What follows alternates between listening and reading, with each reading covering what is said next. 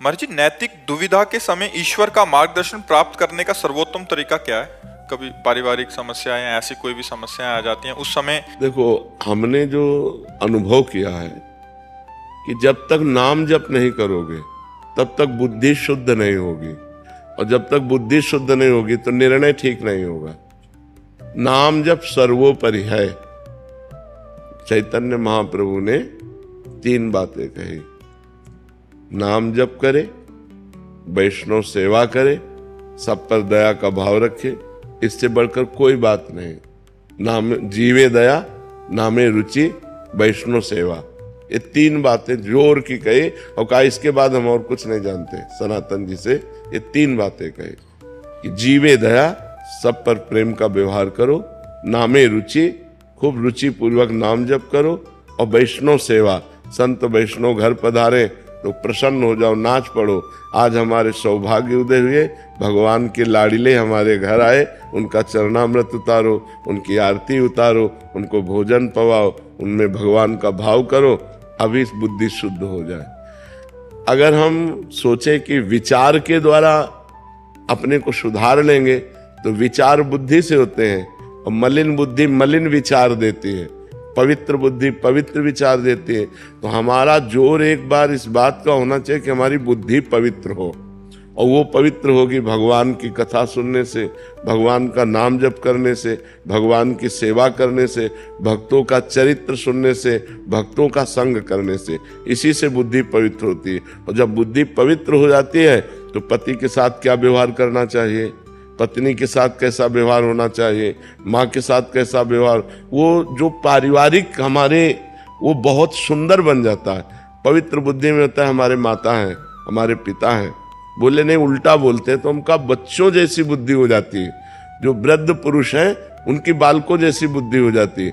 हमको जैसे छोटे बालक पर गुस्सा नहीं आता, वो हमारी दाढ़ी नोचे, वो हमें कटु बोले, कुछ भी बोले, तो बालक है। ऐसे वृद्ध को भी क्षमा भाव रखना चाहिए। अपने माता पिता, देखो चाहे जितनी सेवा करो, वो कभी ये नहीं कहेंगे कि ये बहुत सेवा करता है, वो कमी निकालेंगे कि बहू हमारे साथ ऐसा बर्ताव करती है, बेटा ऐसा बर्ताव करता है। तो हमें, अगर हम भजन करते हैं, हमारी बुद्धि पवित्र है, तो हर समय पूज्य भाव बना रहेगा कि यार पिता है, यार माता, उनको जो बोलना है बोलने दो, हमारा जो कर्तव्य हम करें। तो अपने जो दैनिक दिनचर्या के कर्तव्य हैं परिवार के, वो तभी हम ठीक से पालन कर सकते हैं जब भजन हो। नहीं तो जरा सी बात में माता पिता को पीट दिया, जरा सी लोभ के लिए भाई भाई की हत्या कर दी, जरा सी बात के लिए बड़े बड़े उपद्रव हो जाते हैं। सब ठीक है, लेकिन बुद्धि भ्रष्ट है तो उपद्रव करके महान विघ्न पैदा कर देती। तो हमको थोड़ी सी बुद्धि अगर शुद्ध हो जाए तो जीवन जीने का तरीका आ जाए। नहीं तो सब भगवान ने व्यवस्था की, लेकिन हमारी बुद्धि ही हमको नरकगामी बना देती है, जेलगामी बना देती है। तो हमें चाहिए नाम जप के द्वारा, सत्संग के द्वारा, शास्त्र स्वाध्याय के द्वारा हम अपनी बुद्धि को शुद्ध करें, आचरण हमारे शुद्ध हो, तो हम अपने परिवार को भगवान की तरह प्यार करें, तो हमारा मनुष्य जीवन जो आनंद के लिए वो निर्वाह हो जाए। नहीं तो कब क्या हो जाए कुछ पता नहीं, बहुत गलत बुद्धि है। कब क्या निर्णय कर दे, कब क्या करवा दे, कुछ पता नहीं है। 1 मिनट में दुर्गति हो जाती है, 1 मिनट में। ऐसे कितनी घटनाएं हैं जिनमें हमारी बुद्धि हमको धोखा दे देती है और हमसे पापाचरण बन जाते हैं। जो नहीं होना चाहिए वो हमसे हो जाता है। इसलिए हम प्रार्थना करते हैं सबसे, जैसे जीने के लिए हमें श्वासों की आवश्यकता है, ऐसे जीवन व्यवहार के लिए हमें भगवान की आवश्यकता है, अध्यात्म की आवश्यकता है। यदि अध्यात्म के द्वारा हमारा माइंड कंट्रोल नहीं होगा तो हमको गलत करवा देगा, हमसे बहुत बुरा करवा देगा। और सब हो रहा है, आप लोग संसार में देख रहे हैं। जहां लिखा था अनुज बधू भगनी सुत नारी, सुन सठिए कन्या समचारी, इन्हीं कुदृष्ट बिलोके जोई, ताई बधे कछु पाप न होई, वही आचरण बढ़ के हो रहे। क्यों? क्योंकि बुद्धि भ्रष्ट है। तो यदि हमको समाज में सही ढंग से जीना है, स्वयं सुखी रहना, दूसरों को सुख प्रदान करना है, तो बुद्धि शुद्ध होनी चाहिए। बुद्धि बिगड़ गई तो सब बिगड़ जाता है। इसलिए हमें नाम जप करना है, सत्संग करना है, अच्छे आचरण करने हैं। इसी से हम ठीक निर्णय कर पाएंगे। युवराज जी इटावा से। राधे राधे महाराज जी। महाराज जी, जब मृत्यु निश्चित है परंतु हम भाग्य को भजन के द्वारा बदल सकते हैं, इसी प्रकार मृत्यु जो कि निश्चित है उसे भजन, नाम जप या अच्छे कर्मों से मृत्यु को कष्ट रहित या अंतिम समय में भी भगवान का चिंतन हो, ऐसा क्या कर सकते हैं? हाँ, कष्ट रहित हो जाओगे, मृत्यु का दुख नहीं भोगना पड़ेगा। जैसे हाथी के गले से फूलों की माला टूट के गिर जाए, राय बेल की, मोगरा की, छोटी छोटी होगी, उसको पता भी नहीं चलेगा। ऐसे जो भजन करता है तो अंतिम समय भगवान उसकी स्मृति बन जाते हैं और इतना आनंद होता है कि उसको मृत्यु का कष्ट नहीं मिलता। पर ये उसी को जो जीवन भर भजन करता है, अंतिम समय भगवान का स्मरण आ गया और वो भगवान के पार्षद स्वरूप होकर दिव्य धाम की यात्रा करता है, उसे मरने का भय या मरने का दुख नहीं रहता, जो निरंतर भजन करता है। पर निरंतर भजन करना बहुत कठिन है, नहीं? हाँ, बार बार मन को प्रभु में लगाओ और ये ऐसा प्रपंची है कि भाग के प्रपंच में चला जाता है, दुनिया की बातें बुनता रहता है, भजन में नहीं लगता है।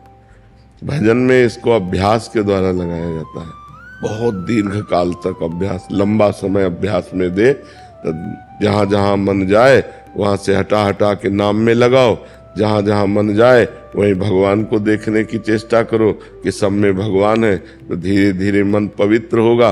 और जब पवित्र हो गया फिर रुचि आ जाती है, नाम में रुचि आ गई, बस नाम में रुचि हो गई, सब कुछ हो गया। जहाँ नाम में रुचि हो गई तो बस फिर सब बात बन जाती है। फिर तो जैसे गरीब आदमी धनी हो जाए, ऐसे नाम रूपी धन जहाँ आया तो सब विकार नष्ट हो जाते हैं, सब सद्गुण आ जाते हैं, भगवान की झांकी आने लगती है, परमानंद में भगवान से अपनापन हो जाता है, फिर तो निहाल हो गया जीव। इसलिए नाम जप का अभ्यास करो, तो मन लगे न लगे, अंतिम समय यदि हम नाम का स्मरण नहीं कर पाते तो जीवन भर हमने स्मरण किया है, अंतिम समय भगवान हमारा स्मरण बनते हैं। जिस समय हमारा अंतिम समय होता है, हम बेहोश होते हैं, उस समय भगवान स्मरण बनते हैं। जय नाम ते कृष्ण, वो नाम रूप से स्फुरित होने लगते हैं, राधा राधा कृष्ण कृष्ण, बस जीव का परम कल्याण हो जाता है। अभिषेक जी दिल्ली से। जय जय गुरु हरिवंश। श्री हरिवंश महाराज जी। महाराज जी, जो नाम का ध्यान आपने बताया उसी का अर्थ स्वरूप में स्थित रहना है या फिर स्वरूप कुछ और है महाराज जी? पहले हमको चाहिए कि संसार से मन हटाकर नाम में लगाएं, पहला काम हम कर लें। अब हमारा मन नाम में लगने लगा तो फिर नाम का प्रभाव अंदर ज्ञान पैदा करता है कि मैं स्थूल शरीर नहीं हूँ, मैं सूक्ष्म शरीर नहीं हूँ, मैं कारण शरीर नहीं हूँ, मैं सच्चिदानंद भगवान का अंश हूँ, श्री कृष्ण अंश, ममैवांशो, मैं कोई प्रकृति जन्य रचना नहीं हूँ। अब वो शुद्ध ज्ञान उसको अपने स्वरूप की तरफ ले जाता है। पर पहले हमारा अनर्थ निवृत्ति हो ना, जो गंदी आदतें हैं, जो पाप प्रवृत्तियां हैं, जो मन की चंचलता, ये पहले निवृत्त हो तो हमें डट कर पहले नाम जप करना चाहिए। जब नाम जप में मन न लगे तो नाम कीर्तन करना चाहिए, नाम कीर्तन में मन न लगे तो भगवत कथा सुननी चाहिए, कोई शास्त्र स्वाध्याय करना चाहिए। भगवान से हटकर हमारा मन जाए तो समझो कि विपत्ति होने वाली है। का हनुमंत विपत्ति प्रभु सोई, जब तो सुमिरन भजन न होई। जहाँ सुमिरन भजन नहीं हो रहा तो फंसा देगा मन कहीं ना कहीं, बहुत दुष्ट है।